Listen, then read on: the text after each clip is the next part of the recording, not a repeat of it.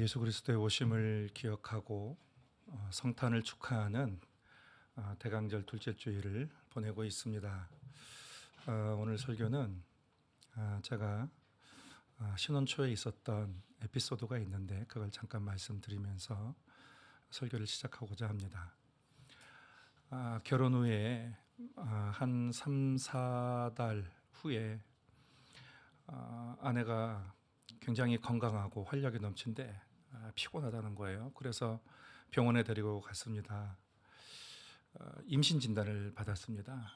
그래서 오는 길에 아내하고 어떤 태명을 뭐라고 할까 이렇게 저렇게 이런저런 얘기 막 하다가 저는 당시 학생이었기 때문에 학교를 가고 제 아내는 그때 낮잠을 자고 있었습니다.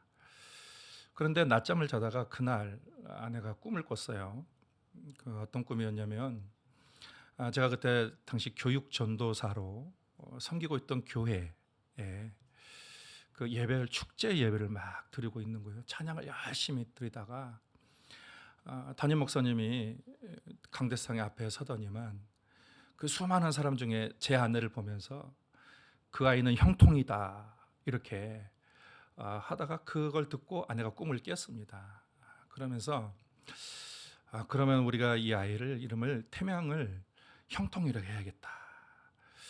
그리고 이제 아이를 낳았어요. 아이를 낳았는데 이제 이름을 지어야 되잖아요.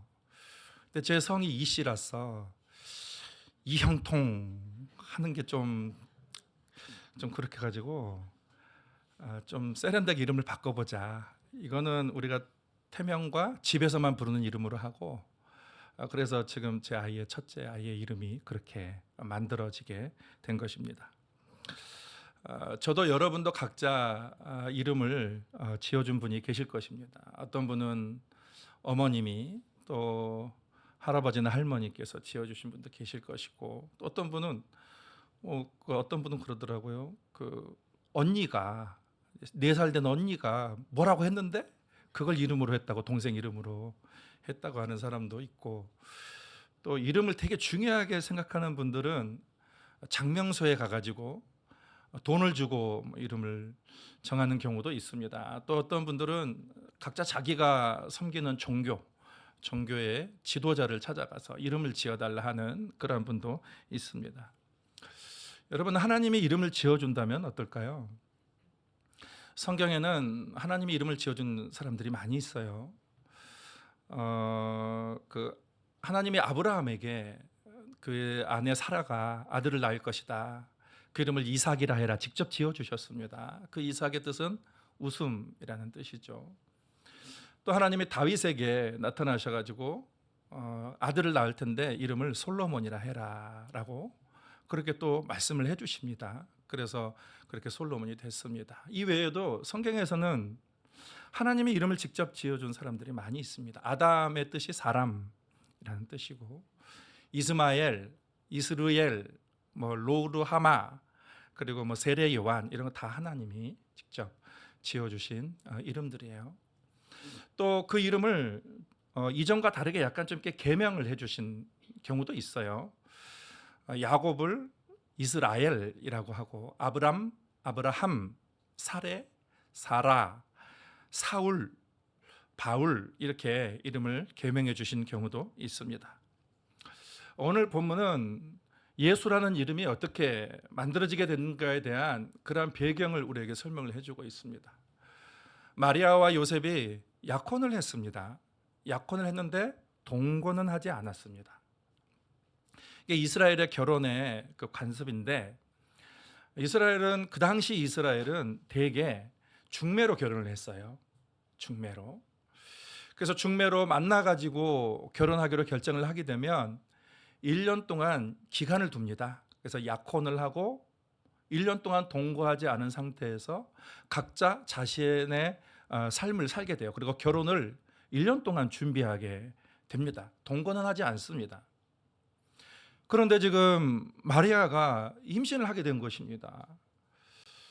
그래서 마리아로서는 아주 난감한 거죠. 사람들에게 내가 성령으로 잉태했다 그러면은 이게 사람들에게 먹힐 말이 아니거든요. 사람들이 거짓말하지 말라면서 속이지 말라면서 그렇게 사람들한테 오히려 욕을 먹고 비난을 당할 수 있는 그런 위치입니다. 남자를 가까이 하지 않은 처녀가 임신을 한다는 것은 생물학적으로도 있을 수가 없는 그런 일이고, 그러니 사람들에게 도무지 어떻게 이해시킬 수 있는 방법이 없는 거예요. 부정한 방법이 아닌 이상. 그래서 약혼한 자로서 부정한 방법으로 임신을 하게 되면 그 당시 유대법에 의해서 사형에 처할 수밖에 없습니다. 시간이 얼마 지나지 않아서 이 마리아의 임신 소식을 요셉이 알게 됩니다. 이 본문에 의하면 요셉은 의로운 사람이라서 그것을 폭로하지 아니하고 가만히 관계를 정리하려고 했다라고 기록을 하고 있어요. 그것은 자신의 약혼자에 대한 배려라고 할 수가 있습니다. 좀 멋있는 사람이죠. 성령으로 임신된 사실을 받아들이고 순종한 그런 마리아나 어떻게 보면 배신감을 느낄 수 있는데 그럼에도 불구하고 폭로하지 않고 가만히 끊고자 한 그런 요셉이나 아주 훌륭한 인품의 사람들이다, 존재다라는 것을 우리가 생각해 볼 수가 있습니다. 요셉은 그런 결정을 내리기까지 많은 고민을 했습니다. 여러 생각과 또 갈등을 하다가 결국 그래, 폭로하지 말고 가만히 끊자, 관계를 끊자라고 결정했을 때 그 순간 하나님이 개입을 하십니다. 하나님이 천사를 보내셔서 이 요셉의 꿈속에 천사를 통해서 마리아가 임신하게 된 경위에 대해서 설명을 하십니다. 20절에 보면 이 일을 생각할 때에 주의 사자가 현몽하여 이르되 다윗의 자손 요셉아 내 안에 데려오기를 무서워하지 말라. 그에게 잉태된 자는 성령으로 된 것이라. 이 마리아가 부정한 방법으로 임신한 것이 아니라 성령으로 그가 임신하게 되었다라고 말씀하셨습니다. 그러면서 마리아 데려오기를 무서워하지 말고, 그리고 그 아이의 이름까지 말씀해 주십니다. 21절에 아들을 낳으리니 이름을 예수라 하라. 이는 그가 자기 백성을 그들의 죄에서 구원할 자이심이라 하니라. 예수는 하나님이 지어주신 이름이에요. 하나님의 이름을 지어주실 때는 거기에는 계시적인 계시가 있습니다. 하나님의 계시가 있어요. 오늘날 사람들이 기억하는 이름이 많이 있습니다. 어떤 이름을 기억할 때는 부정적인 생각을 떠오르게 하는 이름도 있고, 또 어떤 분은 긍정적인 느낌을 갖게 하는 그런 이름도 있고, 또 어떤 사람에게는 존경심을 유발하는 그런 이름도 전해집니다. 그런데 아무리 존경한다고 해도 그 존경하는 사람에게 인생을 통째로 내어드리는 거, 인생을 통째로 맡기는 그러한 이름은 예수 그리스도의 이름밖에 없습니다. 인류 역사에서 허다한 사람이 예수라는 이름에 자기의 인생을 내던졌습니다. 그 인생을 다 드렸습니다. 세상에 많은 사람의 이름이 있어도 이 예수라는 이름은 세상에서 가장 존귀하고 귀한 그러한 이름이에요. 그래서 오늘은 예수님의 이름에 대해서 함께 말씀을 좀 나누고자 합니다. 한국에 딸만 8만 낳은 그런 집이 있어요. 그래서 그 이름을 짓기를 1순위, 2순위, 3순위, 4순위, 그리고 8째까지 낳았습니다. 다 딸이에요. 그래서 이제 그만 낳자 해서 말순위라고 지었습니다. 근데 그 다음에 낳았을까요, 아들을? 아니요, 포기했습니다. 낳지 않았습니다. 예수님도 나시기 전에 이름이 주어졌습니다. 그리고 이것과 같은 내용이 누가복음 1장에도 기록이 되어 있어요. 30절, 31절 누가복음 1장을 보시면 천사가 이르되 마리아여 무서워하지 말라. 내가 하나님께 은혜를 입었느니라. 보라 내가 잉태하여 아들을 낳으리니 그 이름을 예수라 하라. 예수라는 이름의 뜻을 여호와가 구원하신다라는 뜻이에요.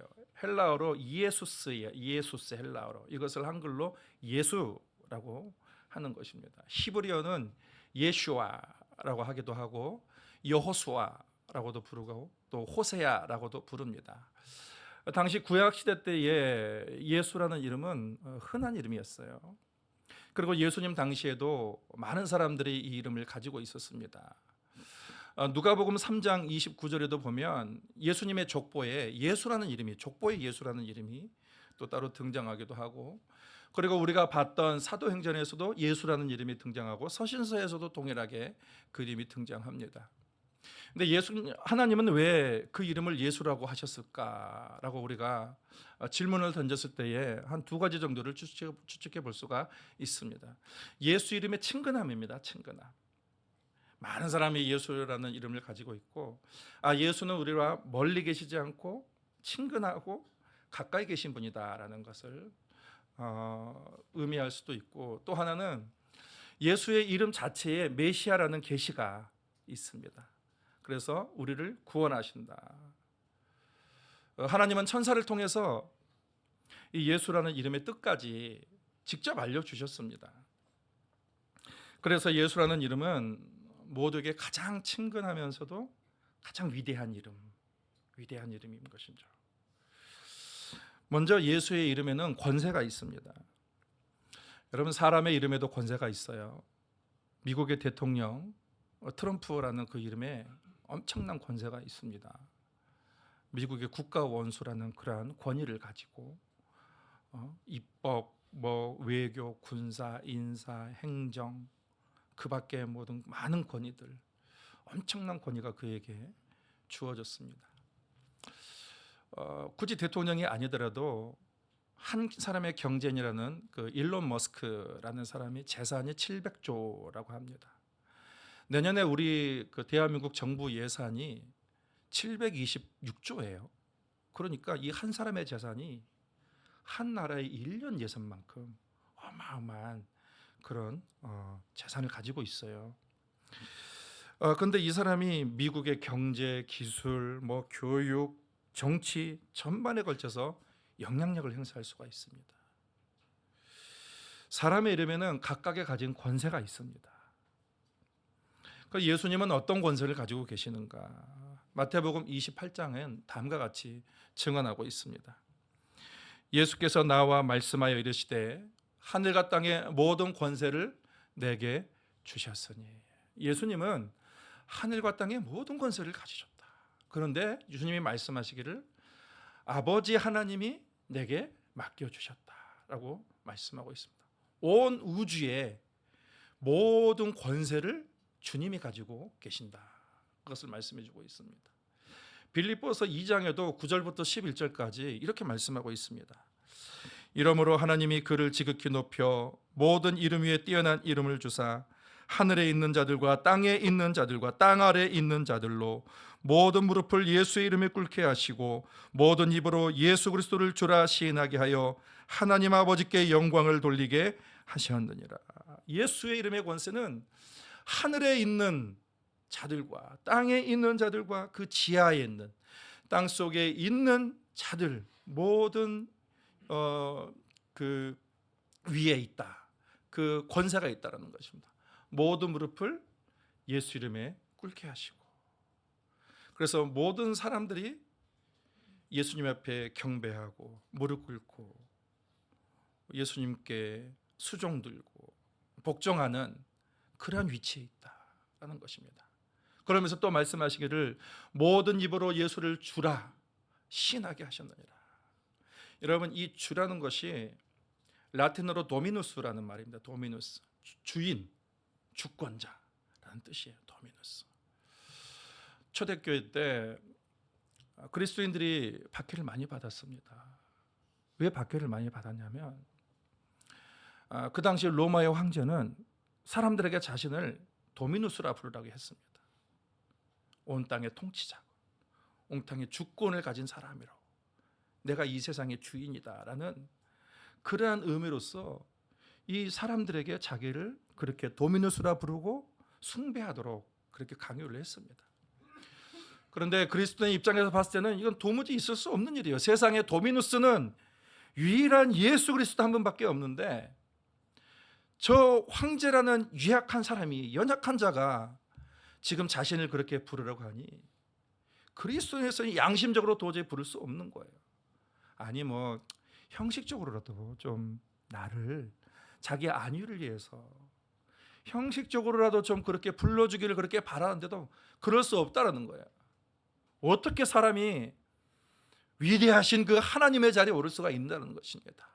나는 양심적으로도, 나는 형식적으로도 나는 그렇게 못하겠다. 그러면서 그들은 오직 유일하신 예수 그리스도만이 도미누스다, 그것을 확실하게 못 받고 그렇게 살았던 그런 사람들입니다. 에베소서는 말하고 합니다. 모든 통치와 권세와 능력과 주권, 현재의 세상뿐만 아니라 미래의 모든 일까지 모든 이름 위에 예수의 이름을 뛰어나게 하시고 모든 무릎을 예수 앞에 꿇게 하셨다.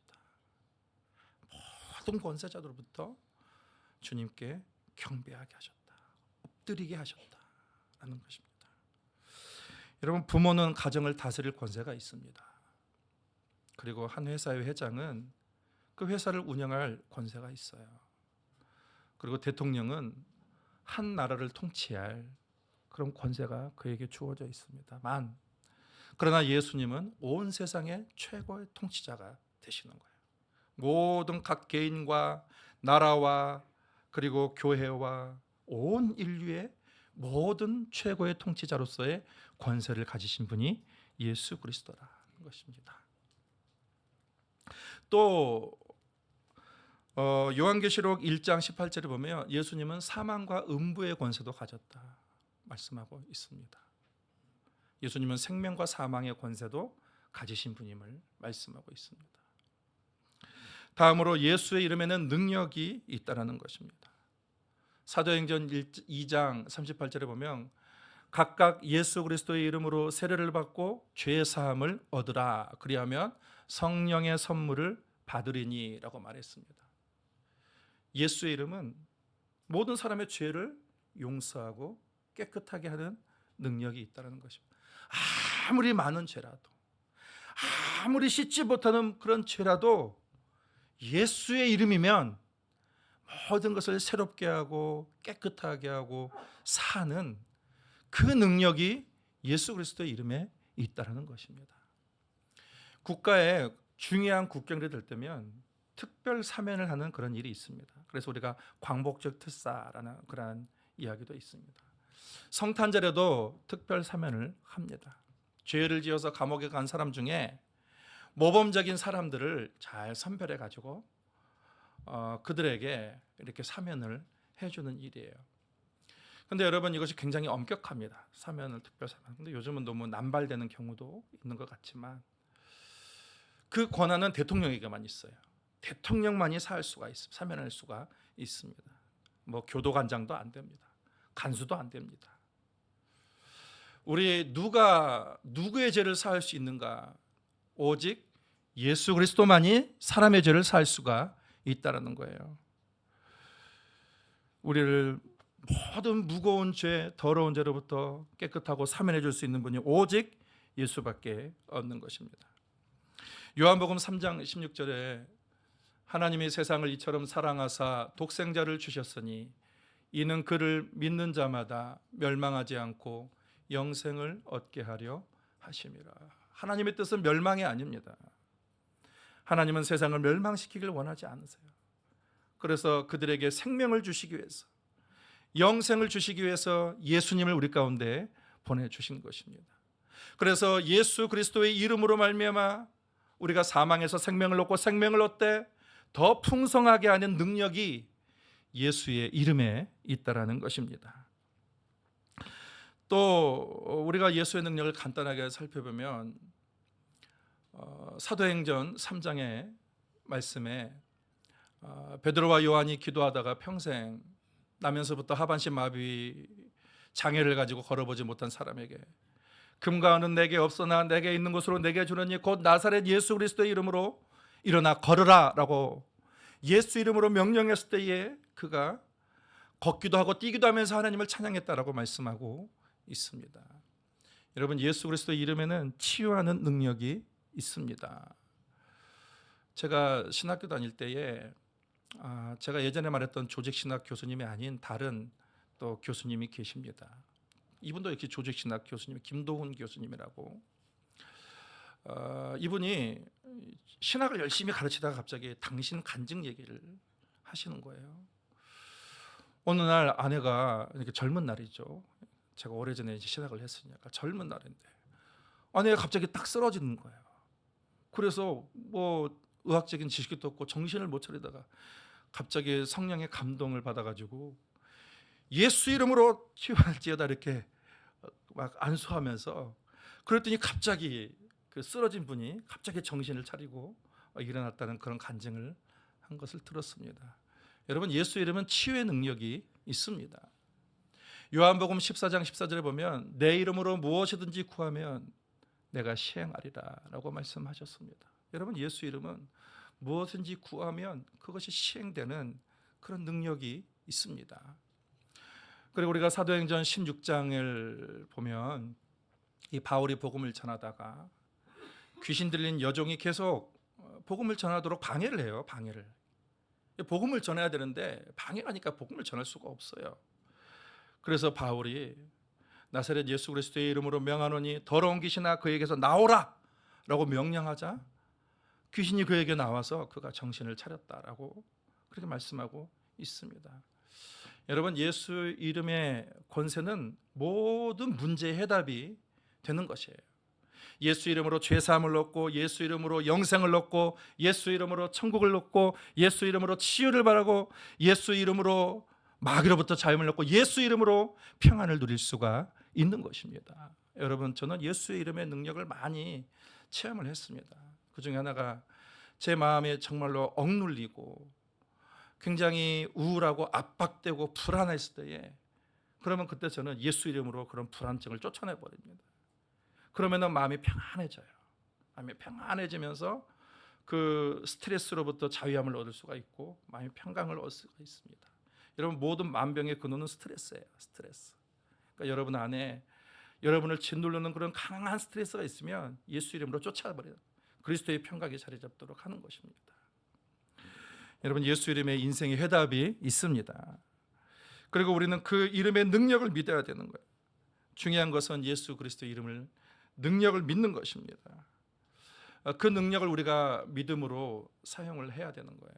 초대교회 성도들이 그 이름을 마음껏 사용하고 누렸듯이 하나님은 저와 여러분도 그 이름의 능력을 누리기를 원합니다. 어떤 전도자가 이런 말을 하지 않았습니까?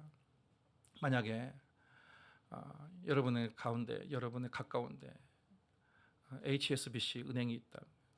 여러분에게 거기에 10원도 없고 또 신용도 없다면 여러분은 여러분의 자격으로 하나도 거기서 돈을 뺄 수가 없을 것이다.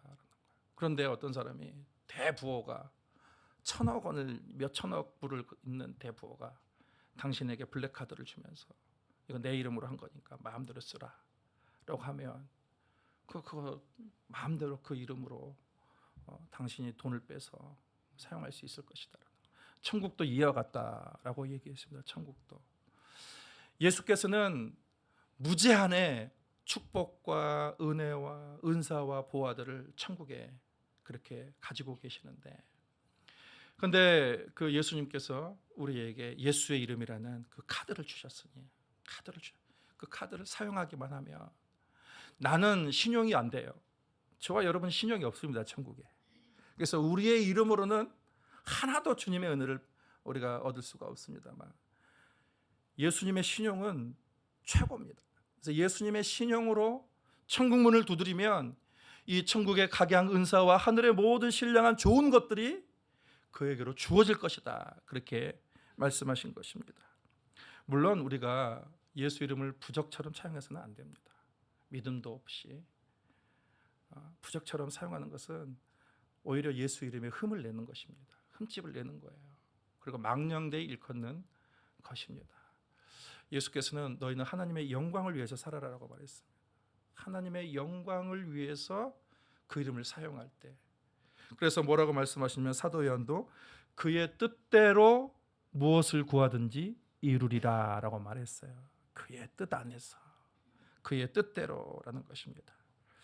하나님은 우리가 예수 그리스도의 그 뜻 안에서 하늘의 모든 보물 창고들을 마음껏 믿음으로 누리기를 원하시는 것입니다. 마지막으로 우리는 그 이름을 전해야 합니다. 여러분, 대강절을 가장 잘 보낼 수 있는 그러한 방법은 결국은 예수를 전하는 것입니다. 예수 이름을 나 혼자 알고 누리는 것이 아니라 그 이름을 전하는 거예요. 다른 사람과 함께 나누는 것입니다. 무디 평신도 설교자잖아요. 무디 평신도 설교자. 어떤 사람이 대단한 부흥사거든요. 어떤 사람이 어떤 그 주부가 와가지고 자기 남편에게 좀 복음을 전해달라고 하면서 이 무디에게 얘기를 했습니다. 그래서 무디가 근데 그 남편이 공부를 많이 한 또 엘리트의 판사였습니다. 아주 지적으로 탁월한 그리고 논리로 무장된 그런 사람이에요. 무디가 부담이 생겼어요. 왜냐하면 자기는 초등학교도 제대로 안 나왔거든요. 가방끈이 짧아요. 그래서 나는 가방끈이 짧은 그 전도자이고 저분은 가방끈이 긴 불신자고 그래서 어떻게 복음을 전해야 될지 아주 부담이 있었습니다. 그래도 그분의 요청이 너무 강해서 이분이 그래도 갔습니다. 부담을 안고 갔습니다. 그러면서 이런저런 대화를 나누다가 나중에 예수 이름으로만 죄사함을 받을 수 있습니다 라고 기도하고 나왔습니다. 그런데 그때 이 판사가 비웃음을 줬어요. 비아냥됐다는 것입니다. 그런데 그 일이 있은 후 1년도 채 되지 않아서 이분이 예수님 앞에 무릎을 꿇었습니다. 그 경위를 보면은 이분의 아내가 기도를 많이 하는 분이었는데 그런데 아내가 기도하러 갔는데 갑자기 마음이 되게 불안해지는 거예요. 이상하다. 내가 사회적으로 지위도 높고 근데 이 사회를 살아가는 생각을 해보니까 하루하루가 불안해서 견딜 수가 없는 거예요. 그리고 그 불안증을 어떻게 해소할 수도 없는 것이었어요. 그래서 하나님 앞에 무릎 꿇고 하나님 나를 용서해 주시고 도와달라고 그렇게 기도했습니다. 그런데 뭐 아무런 그런 반응도 일들도 일어나지 않는 것이었어요. 이분은 유니테리언이었어요. 유니테리언 2당 사상을 가지고 성장한 사람입니다. 그러니까 유니테리언은 예수님의 신성을 인정하지 않는 이단이에요. 그러니까 예수 이름으로를 얘기할 수 없는 것입니다. 그래서 하나님 나를 용서해 주시고 도와주시옵소서. 그런데 뭐 마음에 평안이 없는 거예요. 그때의 무디 선생의 그 말이 생각나서 하나님 예수 그리스도의 이름으로 내 죄를 용서하여 주시옵소서 그렇게 얘기할 때에 그 마음에 엄청난 평화가 오게 되고 그 불안증을 이겨낼 수 있었다는 그런 간증이 있습니다. 여러분 가방끈이 짧고 논리도 약한 그 무디가 전한 예수 그리스도의 그 이름이 그 사람을 구원한 것이요. 한 영혼을 구원한 것입니다.